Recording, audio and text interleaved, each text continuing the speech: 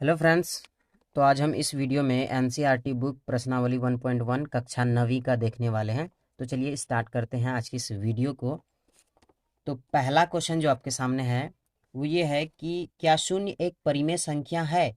क्या इसे हम p बटे क्यू के रूप में लिख सकते हैं, जहां p और q एक पूर्णांक हो और q is not equal to 0। तो चलिए इसको सॉल्व करते हैं। सबसे पहले तो हमसे पूछा गया है कि 0 जो है वो एक परिमेय संख्या है या नहीं है। आपको बता दें, यहाँ पे लिख दीजिएगा कि सभी सभी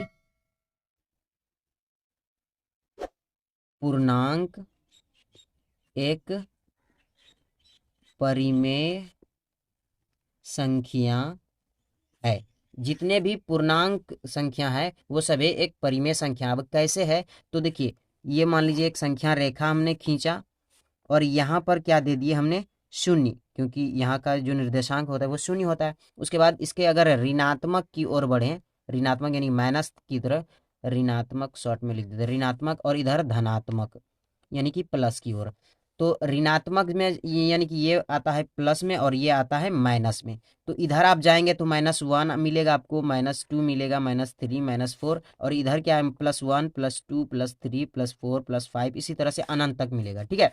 तो देखिए शून्य जो है वो कहाँ पे आ रहा है, इस पूर्णांक संख्या के बीच में ही आ रहा है। तो ये शून्य भी एक पूर्णांक संख्या है। तो ये कह रहा है कि सभी पूर्णांक जो होता है वो एक परिमेय संख्या होता है। अब कैसे होता है वो देख लीजिए।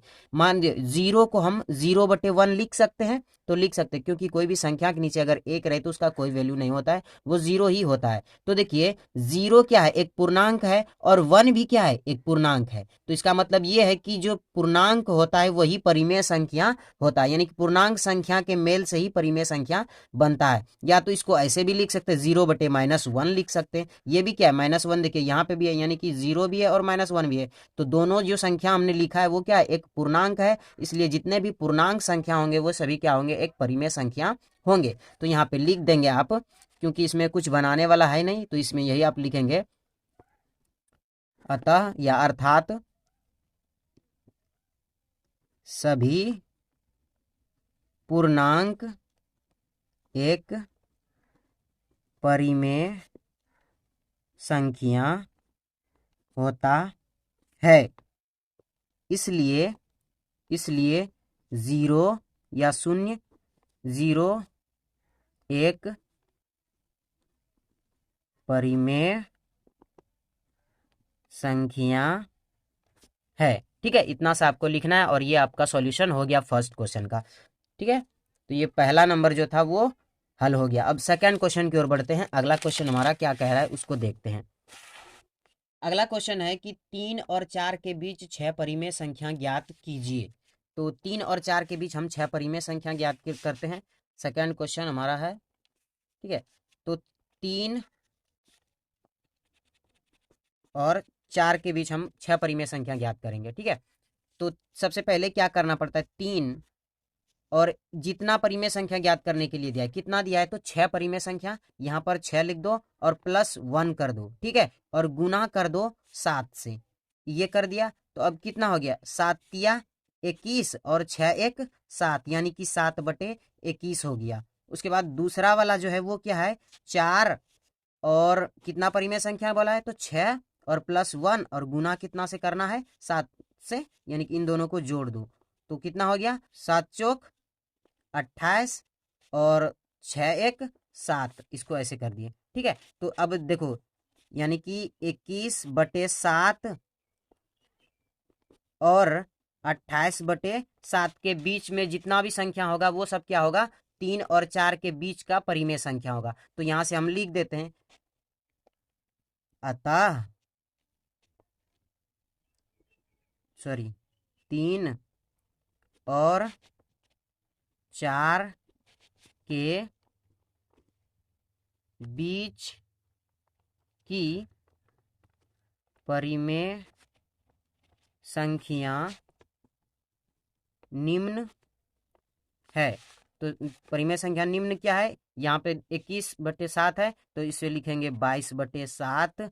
उसके बाद फिर 23/7, उसके बाद फिर 24/7, उसके बाद फिर 25/7, 7, उसके बाद फिर 26/7, उसके बाद फिर 27/7। तो कैट हो गया 1 2 3 4 5 6, 6 तो हमसे पूछा गया था, तो 6 तो परिमेय संख्या हमने लिख दिया।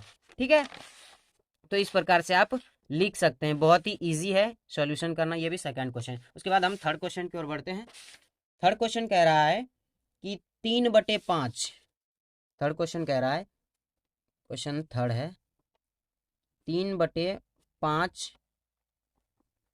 और 4/5 के बीच 5 परिमेय संख्या लिखने के लिए, इसमें 5 परिमेय संख्या ज्ञात करना है हमको। ठीक है, परिमेय संख्या ज्ञात करना है। 3/5 और 4/5 के बीच 5 परिमेय संख्या को ज्ञात करना है। तो इसको क्या करना है, 3/5 को गुना कर देना है ऊपर नीचे 10 से, 10 से ऊपर 10 से नीचे। इसको गुना किए तो कितना हो गया, 30 हो गया, और इसको गुना किए तो कितना हो गया, 50 हो गया। ठीक है, उसके बाद दूसरे वालों को भी उसी प्रकार से करना है। 4/5 को गुना करना है ऊपर से 10 से, नीचे भी 10 से। तो इसको गुना कर दोगे कितना, ऊपर 40 हो गया, नीचे 50 हो गया। तो ये कितना, तो हमें प्राप्त क्या होता है, तो यहाँ पे लिखेंगे, अतः 3/5 और 4/5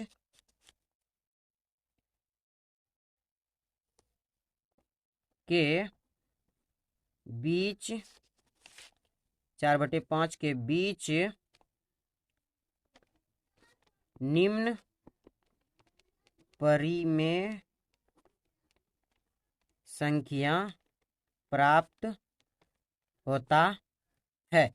तो अब 30/50 है, तो इसको, इसके बीच में क्या होगा, 31/50, 31/50, उसके बाद फिर 32/50, उसके बाद 33/50,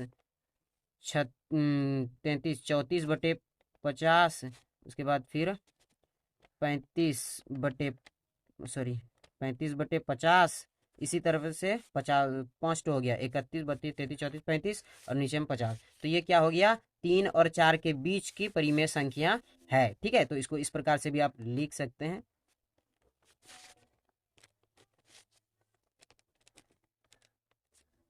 तीन और 4 के बीच 5 परिमेय संख्या है। ठीक है, समझ गए होंगे कि इसको किस प्रकार से अब आपको बनाना है।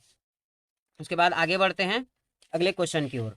क्वेश्चन 4 कह रहा है कि नीचे दिए गए कथन सत्य हैं या असत्य, कारण के साथ अपने उत्तर दीजिए।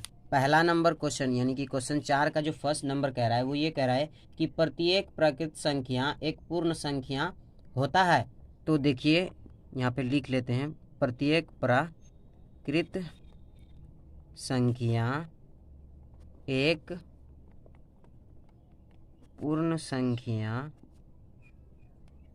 होता है, ऐसा हमसे पूछा जा रहा है, क्वेश्चन मार्क है। तो देखिए प्राकृतिक संख्या क्या कहते हैं, प्राकृतिक संख्या जो होता है वो होता है 1 2 3 4 5, इस प्रकार से अनंत तक होता है ना। और पूर्ण संख्या जो होता है, ये होता है, यहाँ पे लिख देते हैं प्राकृत संख्या। ठीक है, ये होता है प्राकृत संख्या। और पूर्ण संख्या जो होता है वो क्या होता है, वो होता है 0 1 2 3 4, इस प्रकार से कहाँ तक जाता है, ये भी अनंत तक जाता है। तो ऐसा कह सकते हैं कि प्राकृतिक संख्या में अगर शून्य लगा दे तो क्या हो जाता है, पूर्ण संख्या प्राप्त हो जाता है। तो हमसे यहाँ पूछा क्या जा रहा है कि प्राकृतिक संख्या क्या पूर्ण संख्या है। तो देखिए प्राकृतिक संख्या 1 2 3 4 है, तो देखिए 1 2 3 4 तो इसमें भी है, यानी कि 1 से लेकर अनंत तक इसमें भी है, और 1 से लेकर अनंत तक इसमें भी है, यानी कि ये कथन जो है वो सत्य है। ठीक है, तो इस प्रकार से आप लिख देंगे और कहेंगे, अतः प्रकृत, यहाँ पे लिखना चाहिए प्रत्येक। ठीक है, यहाँ पे लिख देते हैं हम प्रत्येक प्रकृत संख्या पूर्ण संख्या होता है। ठीक है, तो ये आप लिख दिए और कारण के साथ भी आप अपना उत्तर दे दिए। तो पहला नंबर जो था वो कंप्लीट हो गया। उसके बाद सेकंड क्वेश्चन की ओर बढ़ते हैं। सेकंड क्वेश्चन क्या कह रहा है, सेकंड क्वेश्चन कह रहा है कि प्रत्येक पूर्णांक एक पूर्ण संख्या होता है। यहाँ पे लिखते प्रत्येक पूर्णांक एक पूर्ण संख्या होता है। प्रत्येक पूर्णांक एक पूर्ण संख्या होता है। तो पहले पूर्णांक किसको कहा जाता है वो जान लेते हैं। तो यहाँ पर लिखते हैं हम पूर्णांक। ठीक है, तो पूर्णांक क्या होता है कि ये संख्या रेखा है और इसके बीच में 0 होता है और इसके यानी कि दाएं तरफ अगर जाए तो इधर क्या मिलता है हमको, प्लस मिलता है, यानी +1 +2 +3 +4 इस तरह से करके कहाँ तक जाता है, अनंत तक जाता है। और इसके अगर बाईं तरफ चले तो इधर -1 -2 -3 ये भी कहाँ तक जाता है, ये भी अनंत तक जाता है। ठीक है, तो ये हमने क्या देखा कि पूर्णांक संख्या इसको कहते हैं। उसके बाद कह रहा है कि क्या सभी पूर्णांक एक पूर्ण होते हैं। तो पूर्ण संख्या देख लेते हैं। पूर्ण संख्या क्या होता है, पूर्ण संख्या को पहले यहाँ पे हम डिनोट कर लेते हैं। पूर्ण संख्या जो होता है वो अभी जस्ट ऊपर आपको हम बताए थे। पूर्ण संख्या क्या होता है, वो 0 जो होता है 0 1 2 3 4 5 6 7 अनंत तक, ये सब क्या होता है, ये एक पूर्ण संख्या होता है।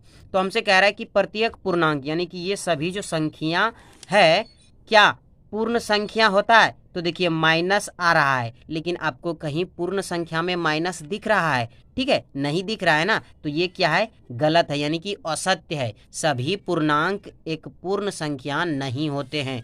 ठीक है, तो ऐसा लिखना है। अतः सभी पूर्णांक एक पूर्ण संख्या नहीं होते हैं। ठीक है, ये हो गया यहाँ का आंसर इतना सा। तो ये सेकंड क्वेश्चन जो था वो भी कंप्लीट हो गया।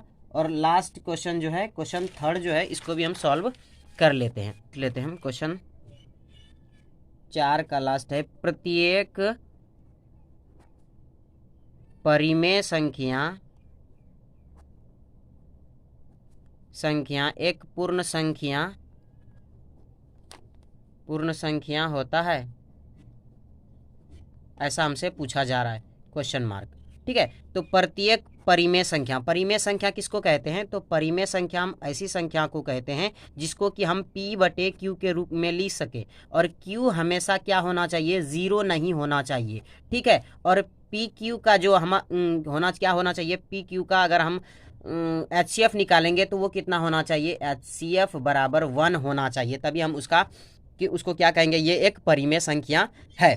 उसके बाद पूर्ण संख्या, तो जस्ट अभी हमने ऊपर देखा कि पूर्ण संख्या जो होता है वो 0 1 2 3 4 5 होता है। तो देखिए पूर्ण संख्या प्रत्येक परिमेय संख्या एक पूर्ण संख्या होता है। तो परिमेय संख्या यानी कि अटे बटे में आता है, लेकिन पूर्ण संख्या कहीं पे भी आपको अटे बटे में दिख रहा है, बटे के रूप में दिख रहा है, नहीं दिख रहा है ना, तो ये भी कथन क्या है, गलत है। तो यहाँ पे ये भी आपको लिखना है यहाँ पे। अतः प्रत्येक परिमेय संख्या एक पूर्ण संख्या नहीं होता